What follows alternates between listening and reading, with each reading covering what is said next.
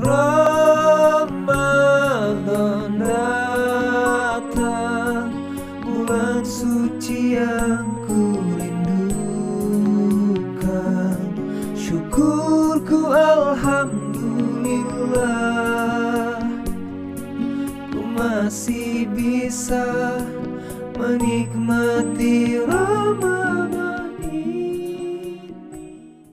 Kita sudah didoakan oleh Rasulullah Shallallahu Alaihi Wasallam. Kita bangun, sholat malam, sholat hajat, sholat witir, disambung dengan sholat subuh berjamaah.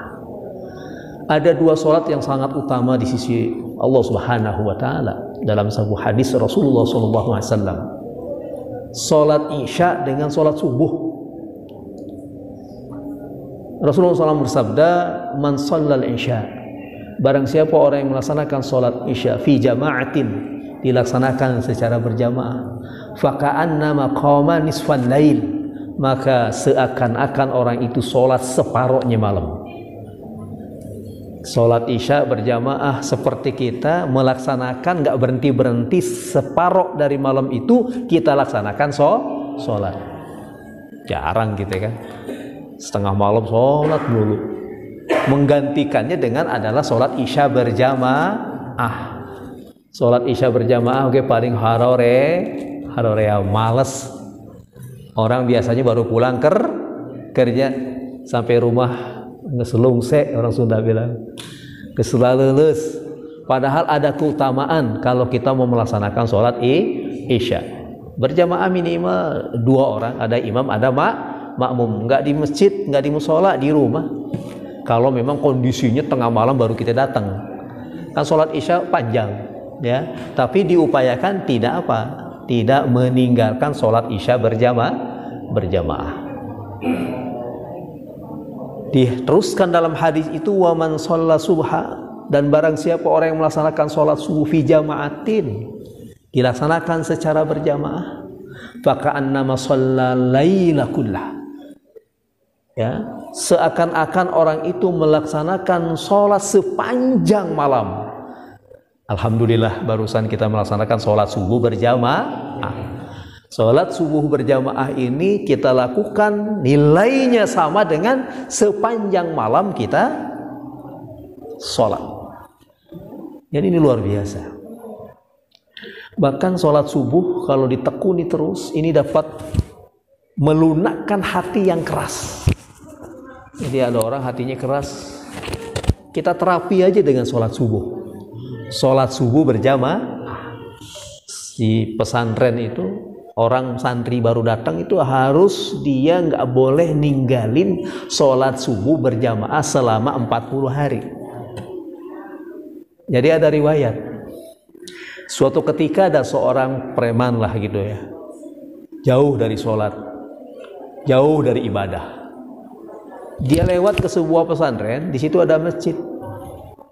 Begitu dia lewat, dilihat, ada cewek cakep nih, tertarik dia.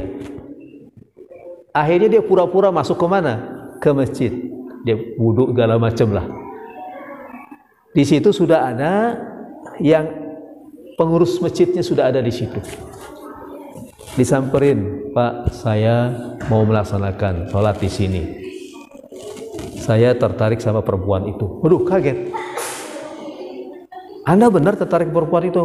"Iya, saya ingin memiliki perempuan itu." Kata bapak tadi yang ada di masjid itu, mengatakan, "Boleh kamu miliki perempuan itu, syaratnya kamu harus setiap subuh di sini 40 hari sholat subuh berjamaah. Kalau kamu lakukan bisa 40 hari ini, ambil tuh perempuan." Senang bener kan? Syaratnya batal 1 kali, balik lagi. Meskipun udah 39 hari, tiba-tiba dia nggak lakukan tuh, maka harus balik lagi dari 1. Kata si preman tadi, "Siap, saya lakukan." Besoknya dia benar, subuh berjamaah, besoknya lagi subuh berjamaah, besoknya lagi terus, karena memang punya kemauan. Belum sampai 40 hari dia subuh berjamaah itu, separohnya jalan dia datengin itu, "Pak, yang ada bapak yang tadi di masjid itu. Bapak, saya mohon maaf, saya sekarang sadar kenapa kok saya sholat karena perempuan itu. Saya sholat ini benar-benar ikhlas, saya mau tobat. Sebenarnya saya orangnya dulu nggak pernah sholat, tapi sekarang saya mau tobat, saya benar-benar mau sholat. Oh begitu ya dek, mudah-mudahan seterusnya ada istiqomah dalam ibadah. Adek, ya pak, tahu nggak siapa perempuan itu? Nggak tahu pak, itu istri saya. Nggak tahunya si perempuannya itu istrinya Pak Haji itu yang di masjid, Pak Kiai yang pimpinan pesantren itu sebenarnya istri saya. Kaget dia, nangis lagi, tambah nangis, dipeluk ya, Pak Kiai jadi dipeluk. Mohon maaf, tidak, karena saya meyakini orang yang terus-menerus melaksanakan sholat subuh berjamaah hatinya dilunakkan sekeras apapun. Nah, oleh karena itu punya anak yang bandelnya luar biasa, ada upaya kita. Selain kita doain dia, tiupin di umbun-umbunannya, terutama ibu-ibu nih, punya anak kira-kira yang rada-rada gitu kan, rada bandel gitu kan. Nah, ditiup di umbun-umbunannya, baca inna anzalnahu fi lailatil qadar, baca.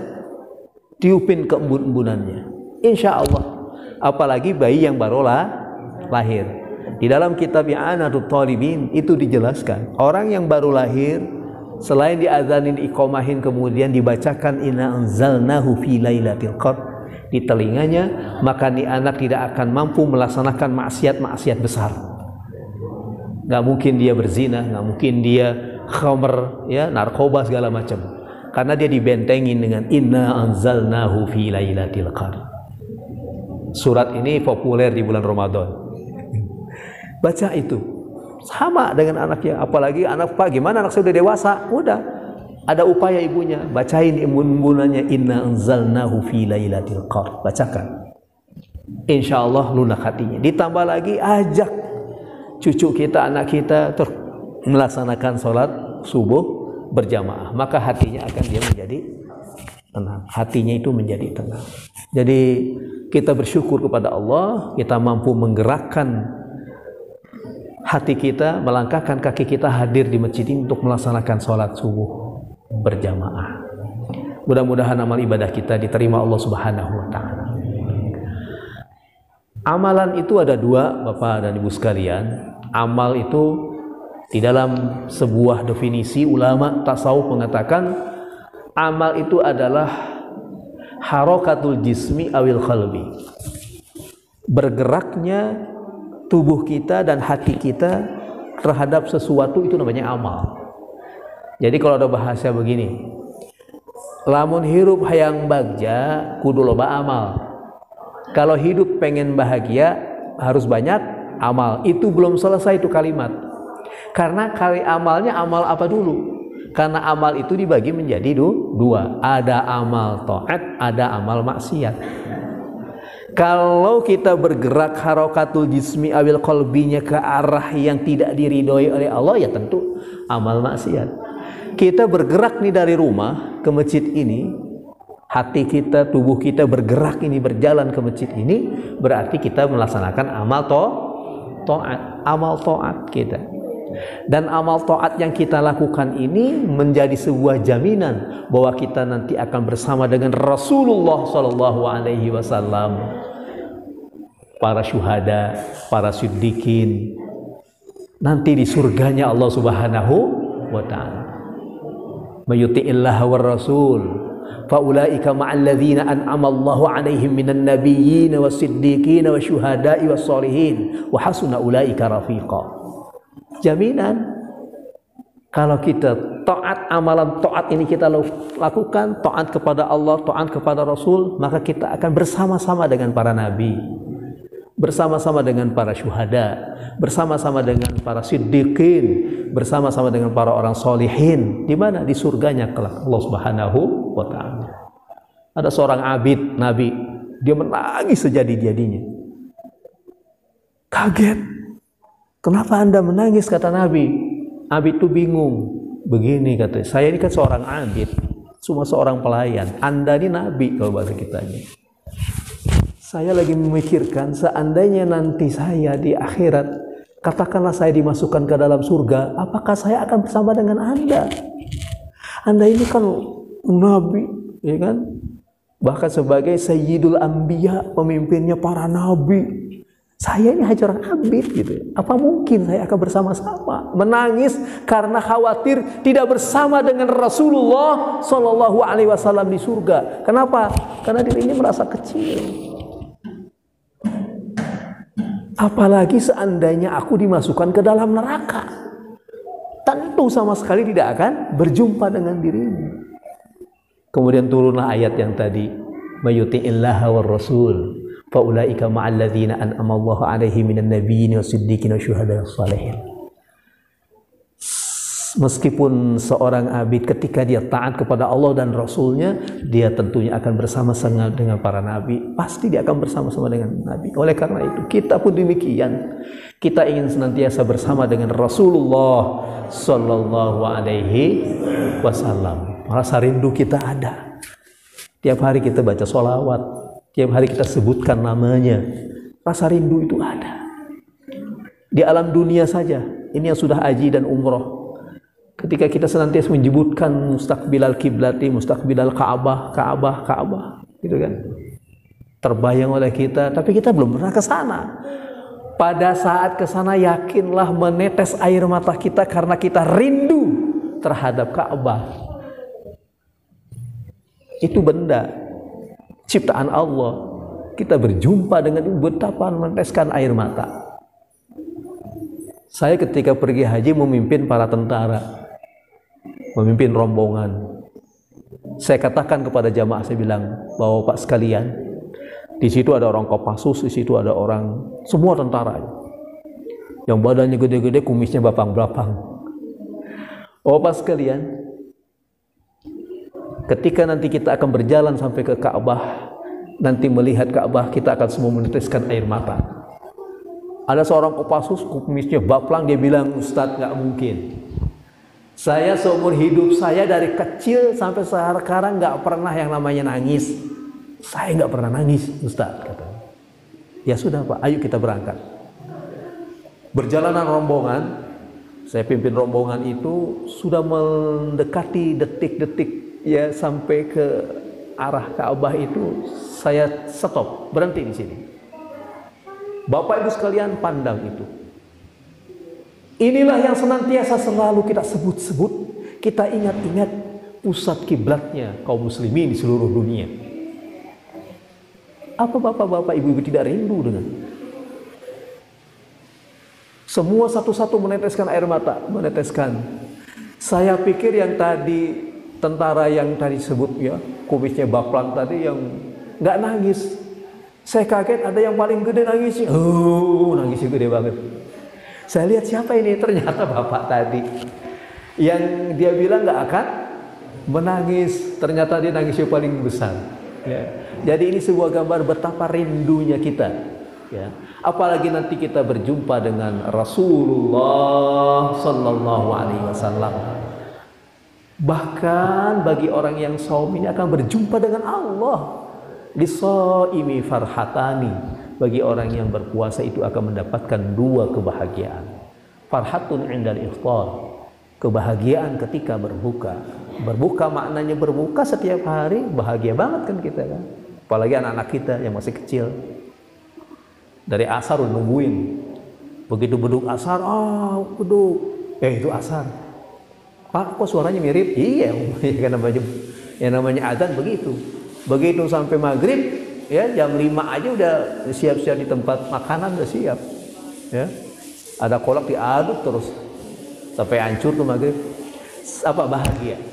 Atau makna lainnya adalah bahagia ketika kita melaksanakan Idul Fitri, berbuka kita. Ya, makanya haram hukumnya kita berpuasa pada saat itu.